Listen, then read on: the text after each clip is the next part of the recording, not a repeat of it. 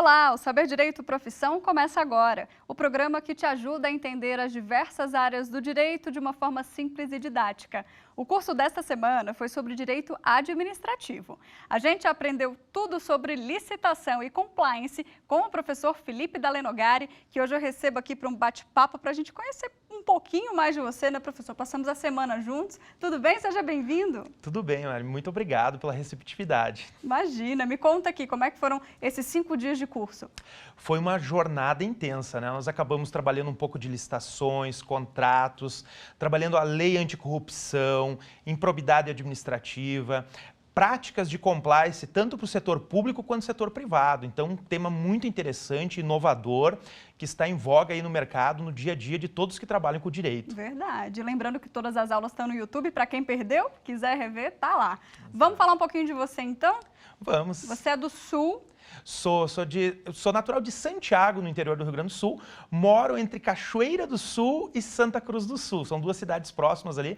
Eu gosto de dizer que eu acabo morando dentro do meu carro, né? Porque é para cima e para baixo. Tá certo. Professor, e desde pequeno sabia que queria direito? Como é que o direito chegou na sua vida?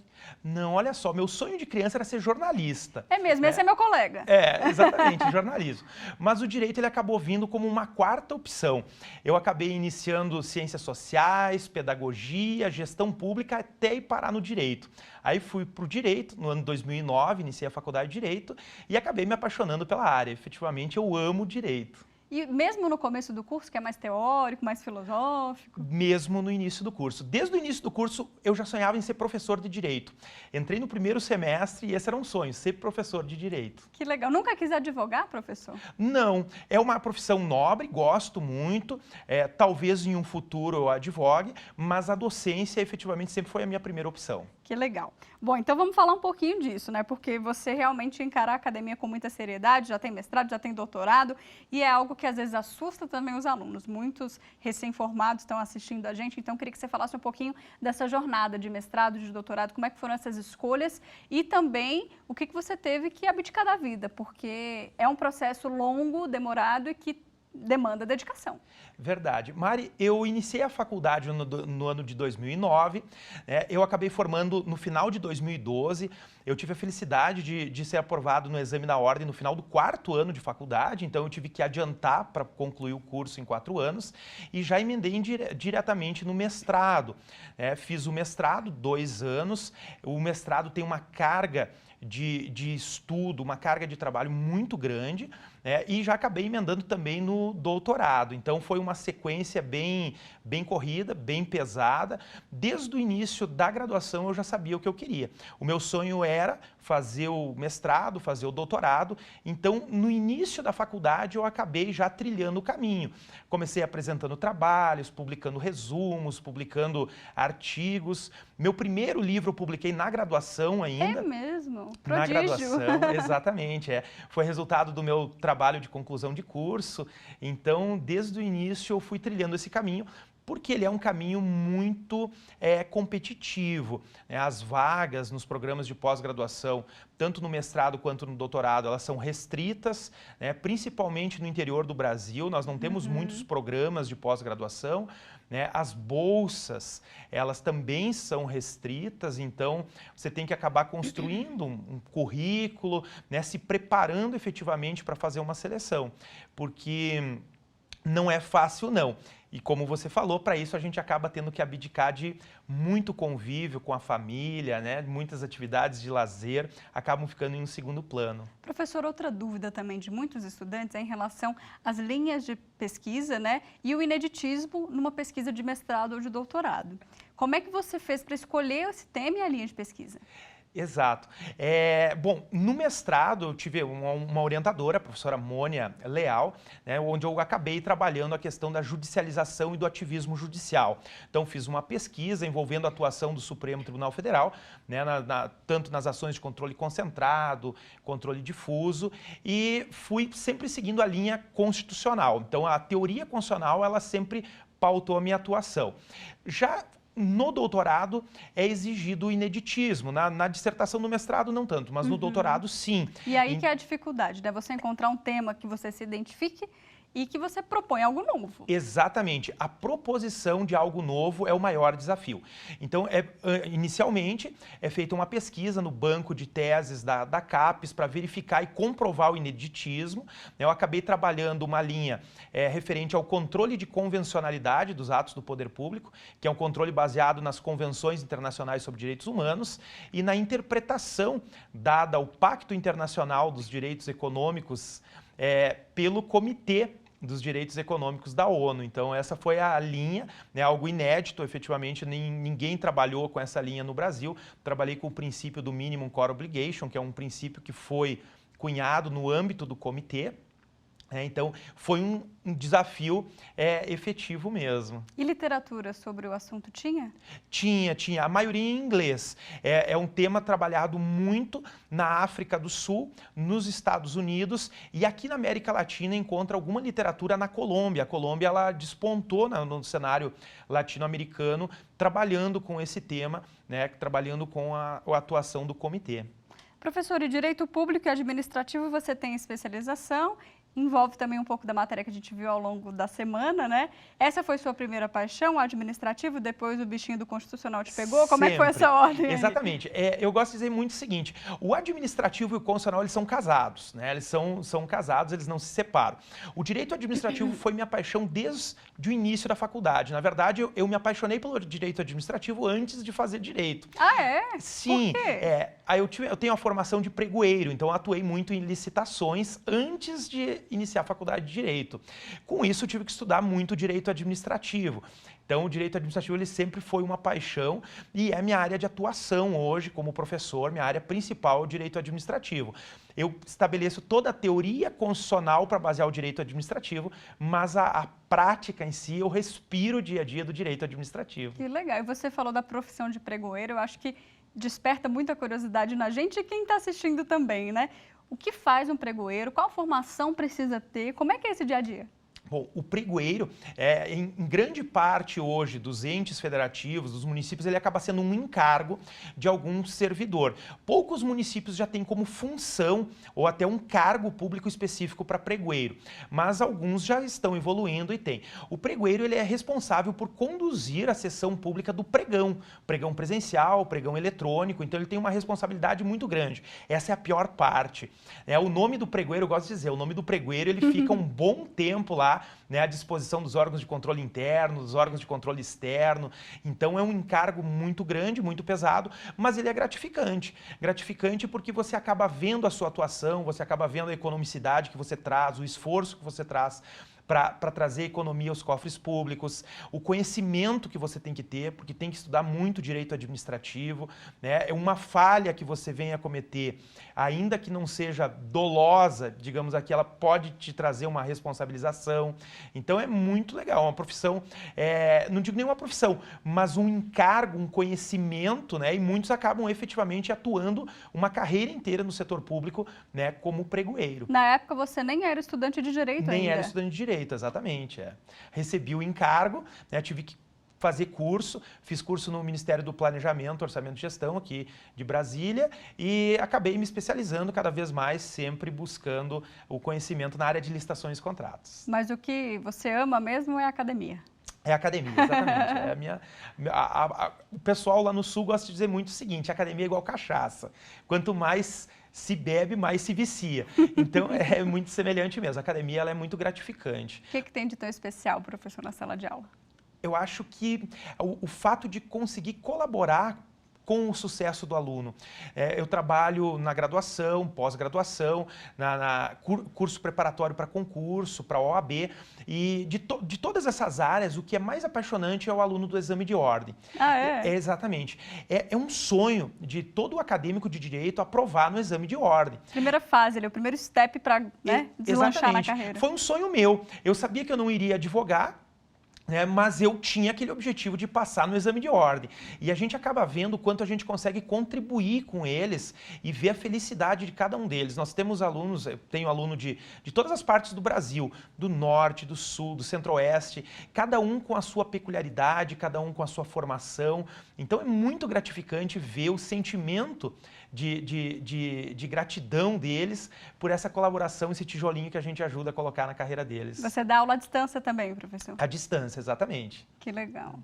Bom, sobre esse universo, então a gente tem uma pergunta que chegou pelo WhatsApp, é do Enzo, ele está no 5º semestre de Direito. Vamos ver? Professor, que comparação o senhor faz entre o universo acadêmico de quando o senhor se formou e o de hoje? Mudou muito? Mari, eu acredito que sim. Bom, em um primeiro momento eu iniciei em 2009 e formei em 2012. O que a gente observa como professor é um aumento elevado pela procura dos estudantes pelo direito.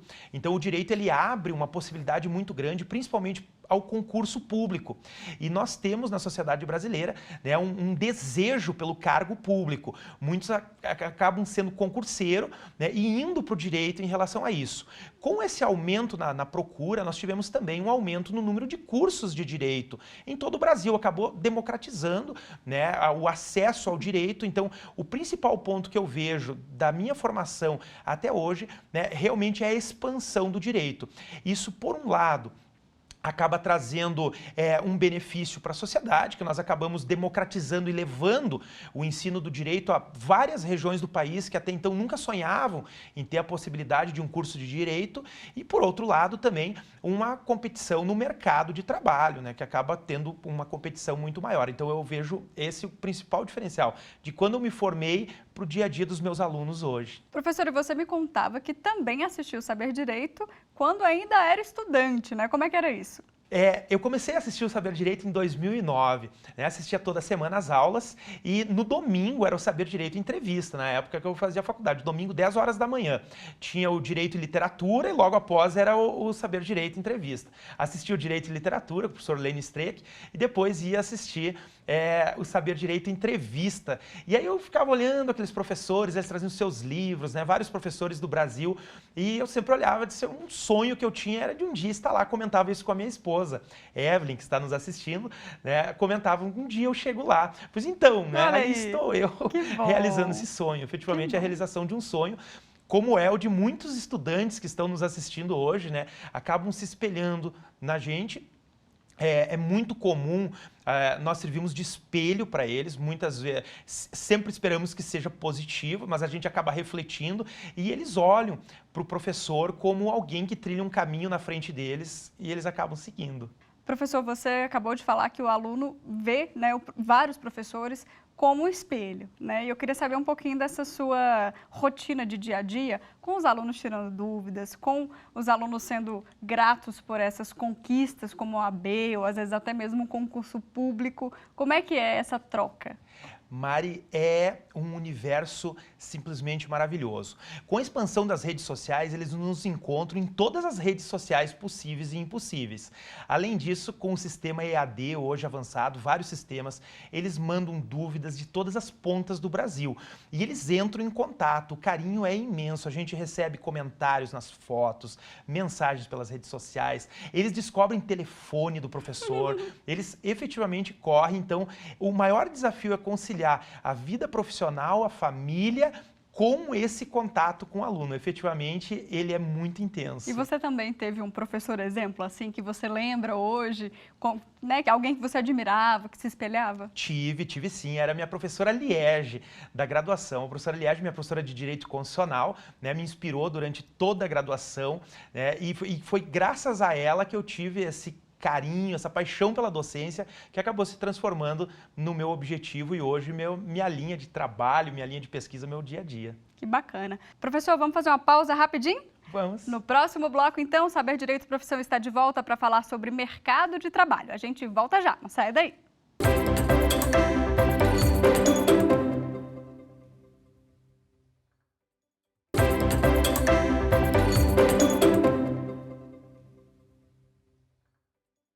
Estamos de volta com o Saber Direito Profissão e neste segundo bloco, como sempre, a gente fala então um pouquinho mais de mercado de trabalho, de carreira, das escolhas, né, professor? Que é um processo tão difícil para esses alunos recém-formados. Como escolher a área para seguir? Qual que é a dica que a gente pode dar? É verdade. Mari, a dica que eu vou dar é sobre o direito administrativo, né? Puxar a brasa para o meu assado, como nós falamos no Sul. O direito administrativo é uma área muito promissora hoje. Por quê? A maior parte das demandas que estão no judiciário hoje envolvem o Estado. Envolvendo o Estado, acaba demandando conhecimento de direito administrativo. E nós acabamos vendo que poucos alunos acabam despertando o interesse pelo direito administrativo na graduação. É uma matéria difícil, muitas vezes falta para esse aluno a aplicabilidade prática, ele não consegue enxergar na prática, no dia a dia, a aplicação do direito administrativo. O direito administrativo hoje está envolvido em todas as demandas de Estado, demanda envolvendo servidores públicos, a própria área de licitações. A área de licitações mesmo é muito promissora, é uma área que hoje envolve grande parte dos recursos do país, né? Então você acaba trabalhando com aquilo ali, as empresas elas não têm o conhecimento técnico para participar das licitações. O próprio setor público, ele acaba buscando qualificação, ele acaba fazendo curso para os seus servidores, então demanda o conhecimento para o profissional, ele pode atuar ensinando, né, os servidores públicos. Então o direito administrativo hoje é sim, como sempre foi, uma área muito promissora. Então, resumindo, vamos dar dicas então de onde esse aluno pode atuar. Na área privada seria então nos escritórios? Nos escritórios, né, a atividade de consultoria, dando pareceres, prestando assessoria mensal, né, para muitas empresas.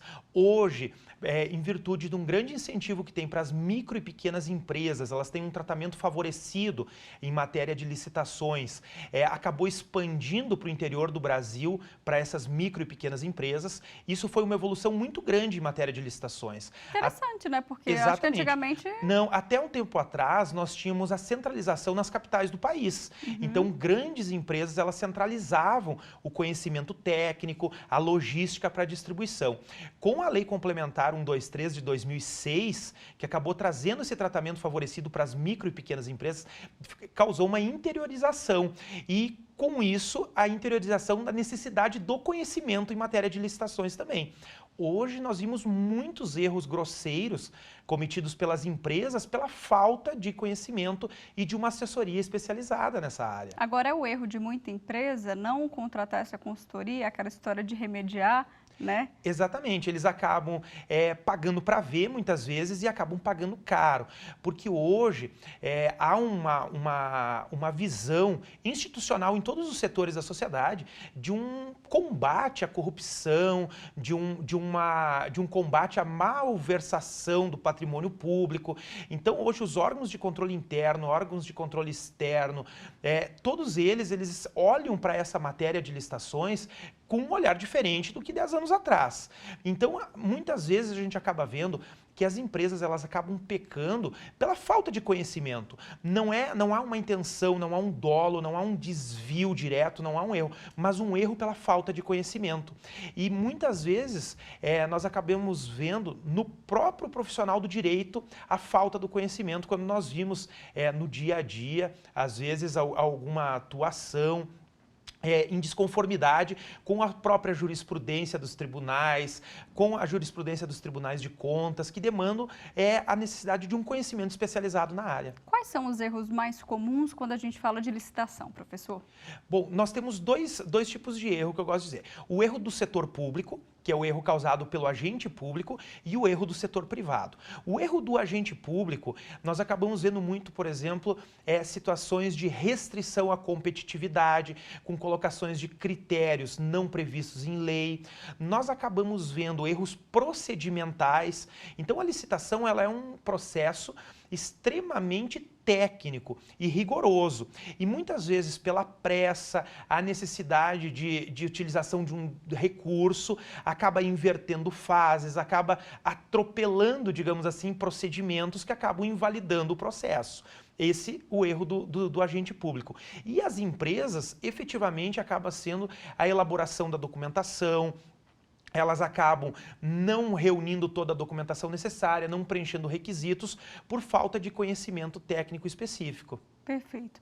Professor, a gente falou então da área privada e na área pública. Existem concursos específicos, a gente sabe que o direito administrativo cai praticamente em todo o concurso, mas falando de funções mesmo, existem cargos específicos para essa área? Sim, o direito administrativo em si ele é empregado pelos procuradores. Nós vamos ter a carreira pública, a Advocacia Geral da União, as procuradorias dos estados, dos municípios, as assessorias jurídicas. Então, todas essas carreiras acabam empregando o direito administrativo em si. Licitações e contratos, assim como as práticas de compliance, o conhecimento da lei anticorrupção é essencial para qualquer um desses concursos da área pública, porque o advogado público ele vai trabalhar diretamente com isso. Os alunos ainda te procuram para essa questão de concurso, para saber se ainda vale a pena? A gente sabe que o cenário, anos atrás, era bem diferente do cenário de hoje, né? Bem diferente, mas a procura, por incrível que pareça, a procura ela aumentou. Ainda que tenha havido uma redução cada vez mais existem reformas administrativas que acabam, de um certo modo, limitando a carreira do servidor, a procura pelo setor público ainda é muito grande. E nós acabamos vendo que essa procura se dá em grande parte pela estabilidade. Nós temos aí uma possível reforma administrativa, né, que está por ser talvez lançada em breve, e um dos pontos que muito se cogita é justamente a retirada da estabilidade do servidor público. Talvez, se isso vier a ocorrer, vai acabar afastando um pouco o concurseiro, porque hoje é o ponto principal que eles procuram. E já que você citou, professor, essa questão da reforma, qual a sua opinião? É necessária essa reforma administrativa? Eu acredito que sim, em alguns pontos. Nós já tivemos agora uma reforma muito grande na Previdência, né, dos servidores públicos.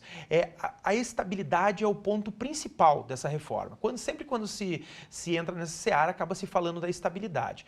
A estabilidade, para quem convive na realidade dos municípios do interior, ela é necessária sim. Por quê? Qual que é a realidade? Conta pra gente, o que você vê lá? O que nós acabamos vendo é o seguinte, municípios pequenos, no interior do Rio Grande do Sul, por exemplo, tem municípios com 3 mil habitantes, 4 mil habitantes. Então, a guerra política, ela é muito acirrada e isso acaba influenciando a atuação dos servidores de carreira. Se eles não tiverem essa garantia constitucional da estabilidade, eles ficam muito vulneráveis à atuação de determinado corpo político, né, que ele não se amolda àquele corpo político, ele acaba perdendo o cargo sem essa garantia. Então, isso é uma realidade presente no interior. Por outro lado, nós acabamos vendo muitas vezes que alguns servidores, e a gente não pode generalizar isso, acabam utilizando o manto da estabilidade, né, para acabar, não vou dizer assim, se jogando nas cordas, como é o jargão popular, né, mas acaba, de uma certa forma, talvez ali, não dando o máximo. Não dando a produtividade que se esperaria dele. Mas isso não pode ser generalizado. Sim, perfeito. Bom, professor, a gente já falou então de consultoria, de licitação, de concurso e não menos importante, se não mais importante, a função de professor, que foi a função que você escolheu. Exato, a função de professor ela é muito nobre. Eu me espelhei, como eu disse para você, Mari, muito dos meus professores de graduação. Então, os meus professores de graduação eles foram um espelho para mim, né, assim como os alunos acabam se espelhando na gente hoje. A profissão de professor ela é muito promissora no direito hoje. Como eu disse, o direito ele acabou tendo um processo de interiorização muito grande. E os programas de pós-graduação que formam os mestres e doutores, eles não acabaram tendo a mesma expansão no interior do Brasil. Então, nós ainda temos regiões muito carentes de mestres, de doutores. Isso abre uma possibilidade de atuação em um mercado que até então não é visto pelos estudantes. Eles pensam em advogar, eles pensam em ser juízes, promotores, delegados, as carreiras do direito e nunca pensam na docência. A docência, ela é vocação, né? Não existe docência sem vocação. Agora, se o estudante ele descobrir aquela vocação e ele se especializar, ele vai ser muito feliz. É uma das profissões que traz o maior grau de felicidade dentro do direito. Isso eu posso dizer porque eu sou realizado como professor. Professor, uma preocupação que eu não posso deixar de citar aqui, de muitos formandos, né? A questão salarial. Porque, não, o professor não ganha bem. É lógico que a gente sabe que a remuneração não chega a ser igual a, talvez, de um advogado privado ou de um concurso público e merecia muito mais, né? Na minha opinião, pelo papel que o professor tem na vida de cada um de nós aqui. Afinal, se a gente está aqui hoje, é porque os professores fizeram parte da nossa formação, né? E o que você pensa sobre isso? Mari, falar sobre remuneração de professor é muito complicado. Porém, eu vou dizer o seguinte, depende da região do país. Por exemplo, na região sul, nós temos um número maior de mestres e doutores do que em outras regiões, como a região centro-oeste, a região norte. Quando há um número maior, acaba tendo uma demanda maior, o mercado ele fica mais competitivo, isso faz com que acabe baixando um pouco o valor da remuneração. A hora-aula, né? A hora-aula, exatamente. Agora, em determinados locais, eu não tenho dúvidas disso, né, a remuneração de professor ela acaba sendo, às vezes, superior, em grande quantidade, até a remuneração de um advogado privado ou até de advogados públicos. Dependendo da área em que você atua, hoje com a expansão do EAD, então acaba tendo uma remuneração gratificante, uma remuneração boa, sim. O que é necessário é a qualificação. Não existe boa remuneração sem qualificação. Em nenhum setor, né, professor? Em nenhum setor. Então, em alguns lugares nós acabamos vendo professores que acabam ficando, eles não buscam um mestrado, um doutorado, muitas vezes não tem na região, muitas vezes não tem condições econômicas. O retorno econômico para quem paga um mestrado, um doutorado, muitas vezes ele é demorado.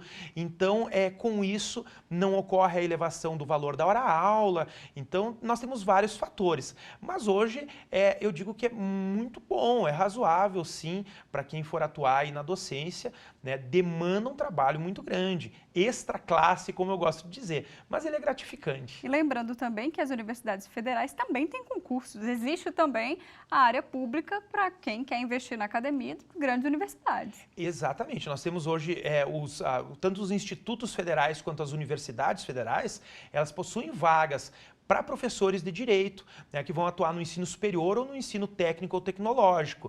E com a expansão do ensino superior, nós temos vagas em todo o Brasil. E a remuneração ela também é bem atrativa, né? Para várias regiões do país, né? Uma remuneração atrativa e hoje demanda o doutorado. Então, praticamente, em todas essas universidades, uma ou outra que vai existir uma vaga para mestre, depois de tentar abrir um processo para doutor, não ter procura, aí que vai ser aberto. Então, demanda sim, né, a busca sempre pelo autoaprimoramento. Tá certo. Bom, sobre isso a gente tem mais uma pergunta que chega pelo WhatsApp, é da Jaqueline, ela está no 5º semestre de Direito. Pode rodar.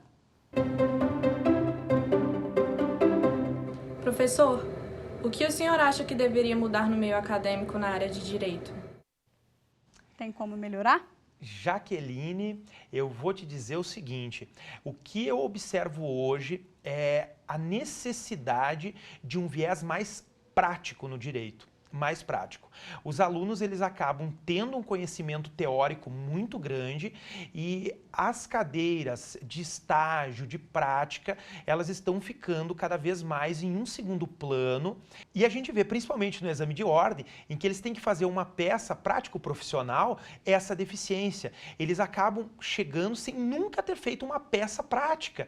Então, se há algo que tem que ser mudado hoje, é um viés mais prático. Nós temos um viés muito teórico, que acaba dando um conhecimento e o aluno sai cru da formação. Ele sai sem nenhum conhecimento prático para atuar no dia a dia. Enquanto isso não muda, a gente lembra o papel super importante e fundamental dos estágios, que é a hora de errar.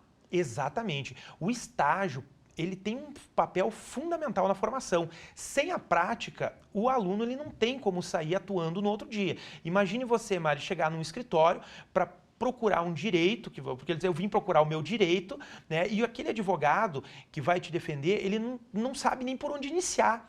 E muitas vezes não é culpa dele isso, ele não teve isso durante a formação. Então esse viés prático hoje é o que tem que ser aprimorado, sim, no ensino superior em direito. Bom, com essas dicas, então, professora, a gente encerra o nosso programa. Muito obrigada por todo o conhecimento aqui passado para a gente. Eu que agradeço a você, agradeço a TV Justiça pela oportunidade, Mari. Bom, você aí de casa pode continuar com a gente pela internet. Acesse tvjustiça.jus.br e não deixe de acessar o nosso canal no YouTube. Se inscreve lá, TV Justiça Oficial. Muito obrigada pela sua companhia. Semana que vem eu te espero. Tchau!